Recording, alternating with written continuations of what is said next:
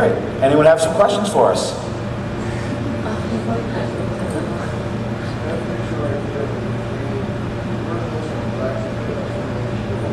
Oh, the little rubber guys. Those are like quarter, like 25%. Those little gumball machine type characters. They were actually sold in America. I'm not sure where they're produced. I imagine China. And they're not very expensive. They're probably less than $10 for a set of them.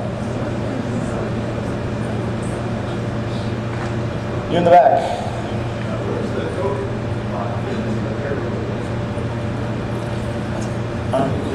Oh, we didn't mention that, just probably for space reasons, because most people are familiar with the Cobot, but it is kind of like a knockoff. Coke produced those without Lucasfilm's approval initially, but I think they got approval after the fact to do that, and so they had a Cobot, because Coke had a close relationship with Lucasfilm at the time. So it fits in, we just didn't really talk about it, but it's a cool item.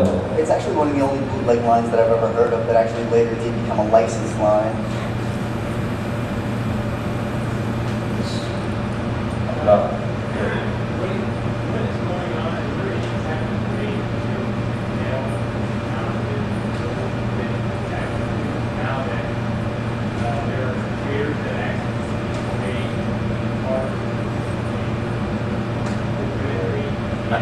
We can't hear you, sir. Can you stand up?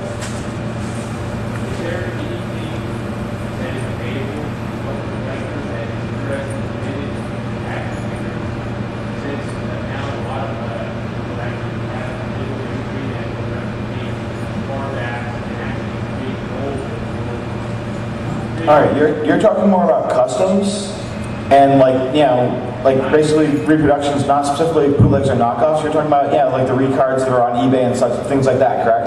They aren't sold as custom drags are actually after a while case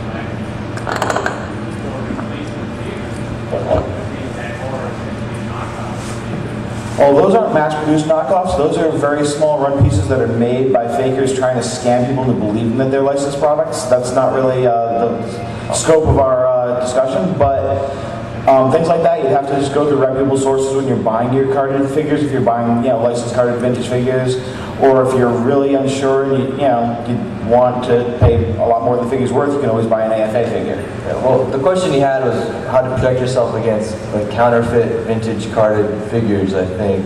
And like Joe said, it's not really what our panel is about, but in general, I think like Joe said, you have to be careful.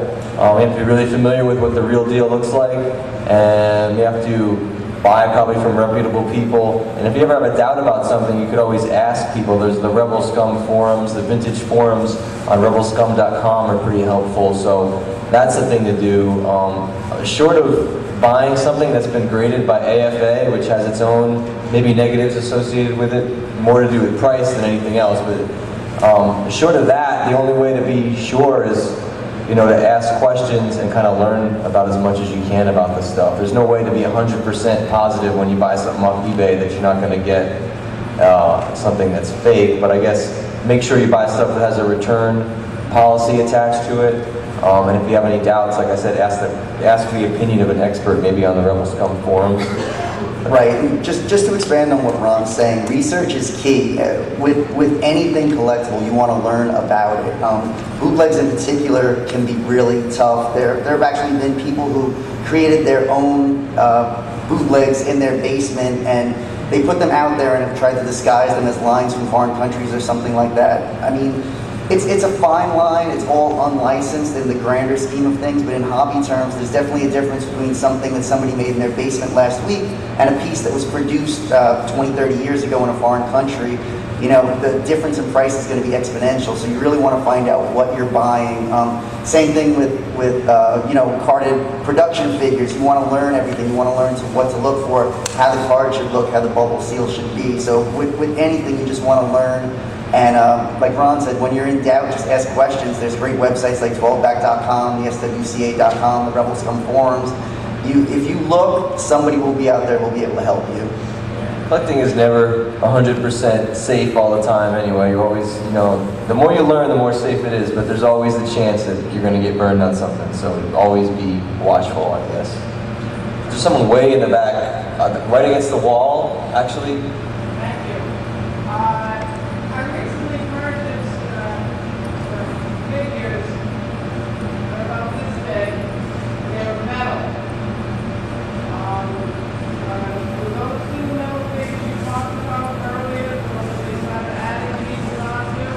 If they resembled them, they're more than likely from the same line. I'd have to physically see the figures to. You can't microcultures. Yeah. Are they 3 3/4 scale? No, they're not. They're much smaller. They're about 50 finger, about 5 bucks. Okay, those could be the heritage figures that John was talking about. We can take a look when we're done.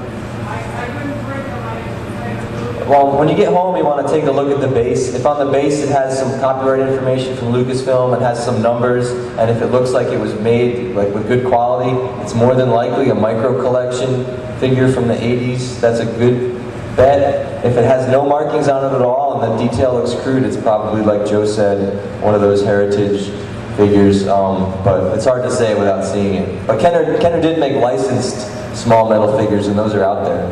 And there are also metal figures that are made for some gaming lines as well. Those are licensed also. So Right. it's, without physically seeing what you have, it's hard to say. But if it's licensed, it should have markings on it somewhere. I think the West End game stuff is marked somewhere. So if it has markings on it, it's probably legit, and it's probably from some licensed producer. Okay, that guy right in front of her has had his hand up. All right.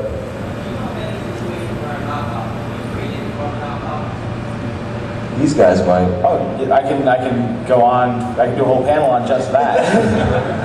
I have, a great example is a piece that John loves out of my collection. It's a Weequay figure that actually has a Biker Scout weapon molded to the leg, and it's bootlegged from a MXSA Weequay figure. They just took they took the bootleg figure and made a cast and made a different bootleg out of it. And the Polish unarticulated line is a great example. The first generation of Polish figures were figures that had Biker Scout or TIE Pilot arms and legs with different bodies on them. And the unarticulated figures were actually just molds of these movable figures that they cast, and then they just made these smaller versions that were completely immovable, like hunks of rubber. So it was a bootleg of a bootleg. I think there was someone in the middle here who had. Okay.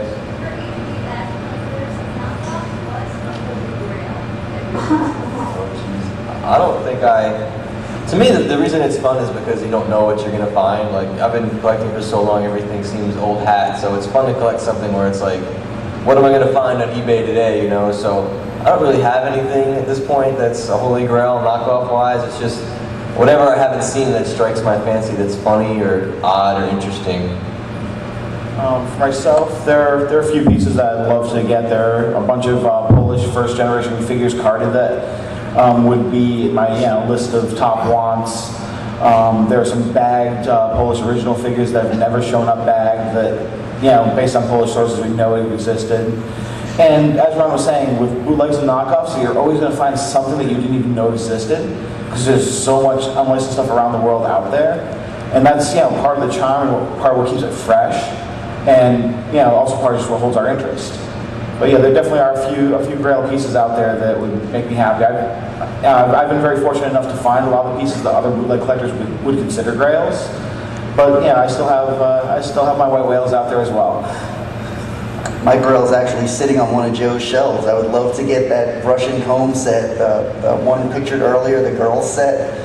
I love the artwork on that, and it's been on my want list for years, but I really only know about two. One that he owns, and there's one in a Japanese collection. I've never heard of another one. Questions? Anybody else?